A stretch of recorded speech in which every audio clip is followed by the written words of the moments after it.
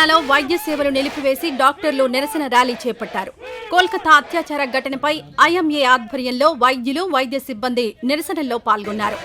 అత్యాచార నిందితులను వెంటనే శిక్షించాలని నినాదాలు చేస్తూ లాండ్రీ సెంటర్ నుండి జీజీహెచ్ వరకు నిరసన ర్యాలీ చేపట్టారు. ర్యాలీలో నగరంలోని ప్రముఖ వైద్యులు పాల్గొని నిరసన తెలిపారు. ఐఎంఏ అధ్యక్షుడు నందకిషోర్ మాట్లాడుతూ, అత్యవసర సేవలు మినహా అన్ని సేవలను నిలిపివేశాం. వైద్యులకు భద్రత లేకుండా పోయిందని ఆవేదన వ్యక్తం చేసిన ఆయన మహిళలు పనిచేస్తున్న చోట భద్రత పెంచాలని డిమాండ్ చేశారు.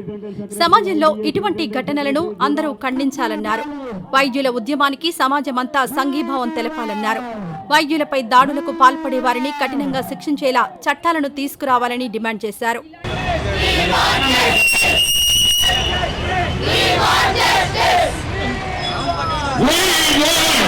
ఈ విధంగా డాక్టర్స్ మీద కానీ హెల్త్ ప్రొఫెషనల్స్ మీద కానీ ఎవరైనా చేయడానికి ప్రయత్నం చేసే ఎవరిని వదిలిపెట్టే ప్రసక్తే లేదు. అది ఎంతవారైనా కానీ అది దేశంలో ఉన్న ప్రతి హాస్పిటల్కి సంబంధించి మేము చెప్తా ఉన్నాము. మా ఈ పోరాటంలో ముఖ్యంగా రాజకీయ నాయకులు మాతో అండదండలుగా ఉండాలి. వాళ్ళు గట్టి రూల్స్ తీసుకొని రావాలి. ఇవాళ మీ అందరూ దేశవ్యాప్తంగా జరుగుతున్నా కూడా ఎమర్జెన్సీ కేర్ అనేది ఎక్కడ ఆపలేదు.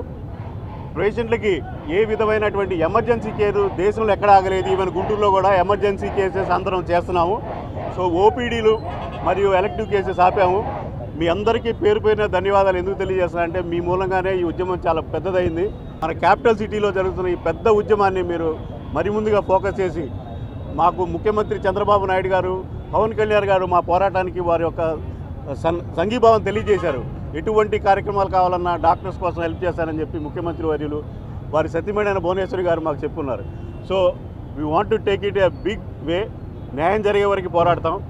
మీ అందరూ కూడా మా ఈ కార్యక్రమంలో పాల్గొనేందుకు ధన్యవాదాలు తెలియజేస్తూ